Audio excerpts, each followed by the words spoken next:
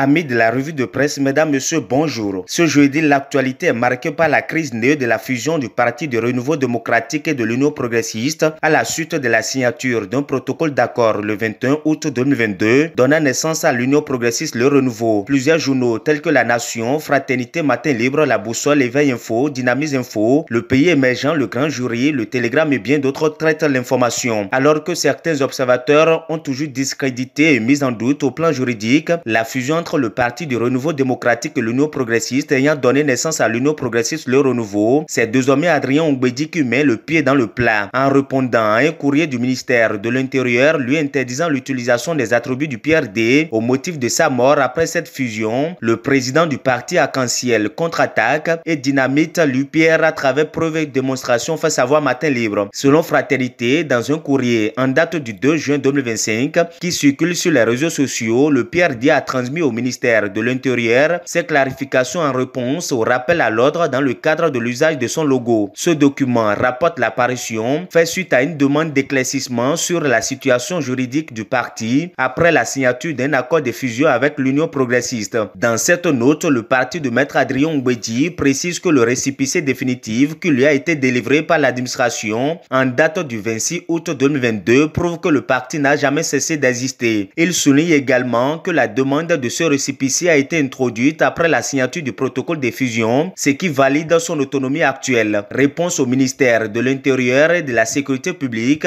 Ongbedji refute la dissolution du PRD et accuse Diogbenou, écrit La Boussole. Dans un passage à peine voilé, révèle Éveil Info, l'ancien président de l'Assemblée nationale pointe la responsabilité de Joseph Diogbenou dans le doublon de 2019 qui avait valu au PRD une disqualification législative. Il laisse entendre qu'une nouvelle manœuvre est en cours pour éteindre définitivement l'éclat politique de sa famille politique. Et pour que le PRD ou l'UP disparaissent, il faut passer par un congrès au cours duquel cette dissolution sera prononcée, explique le président des Tchoko Tchoko, en défiant toute personne pouvant lui prouver l'organisation d'un tel congrès au profit de l'une ou de l'autre formation politique. Le numéro 1 du PRD conclut qu'au regard de la charte des partis politiques, le PRD existe toujours et ne peut disparaître aussi facilement, rapporte Matin Libre. De toutes les façons, cette ambiguïté du PRD jette un doute sur sa bonne foi initiale, notre Fraternité, car en acceptant de signer un prétendu accord de fusion tout en conservant des leviers pour préserver sa formation politique, le parti semble avoir anticipé une sortie possible, fait constater mon confrère. Démontrant l'existence légale du PRD malgré son appartenance à l'UPR, Adrien Ongbedji se trompe d'époque, écrit le Grand Jury. En tout cas, avec ce coup d'éclat, sans oublier celui de l'UDBN qui s'est aussi facilement retiré du bloc républicain, c'est la réforme du système partisan qui est mise à mal, regrette Fraternité. Alors, s'achemine-t-on vers une rupture imminente entre le PRD et l'UP,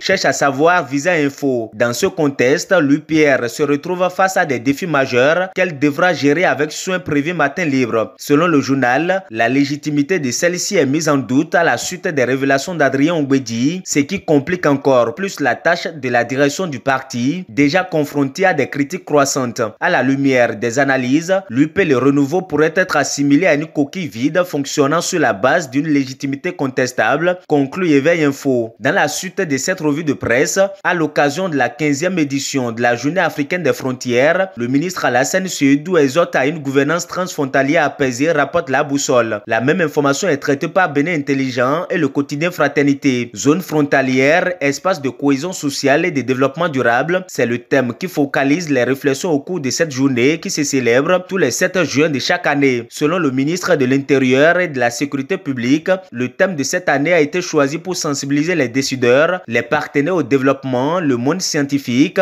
les acteurs frontaliers ainsi que les populations sur l'importance de la gouvernance des frontières, la stabilité et la cohésion sociale pour tendre vers une Afrique sans conflit. Dans son message relayé par Fraternité, le ministre encourage tous les acteurs à s'investir davantage dans le développement des plateformes de coopération, de collaboration et de communication génératrices de paix et de stabilité. Dans les dernières secondes de cette revue de presse, l'autre quotidien, le Télégramme et Bénin Intelligent nous apprennent qu'après avoir été promu au grade de général de corps aérien, Bertin Bada a reçu ses attributs de premier général de 4 étoiles de l'histoire du Bénin ce mardi 3 juin 2025. La cérémonie Caille pour cadre la caserne militaire de Dessa à Alada a été présidée par le ministre délégué chargé de la Défense nationale, Fortuné Nouanti. À en croire le ministre, cette distinction évoque l'autorité, l'engagement et la responsabilité responsabilités envers la défense nationale. Il a fait savoir que le galon du général du corps aérien est la plus haute distinction jamais accordée à un personnel des forces armées béninoises. La symbolique est forte et marque une évolution majeure pour l'institution militaire sous le leadership éclairé du chef de l'État. Cette distinction est la preuve par ailleurs de la reconnaissance des nombreux efforts stratégiques fournis par le récipiendaire et le signe que l'armée béninoise s'agrandit, font savoir les parutions. Amis de la revue de presse, mesdames, messieurs, ainsi va l'actualité telle que vue et traitée par les confrères de la presse écrite ce jeudi. Merci de nous avoir suivis. À demain.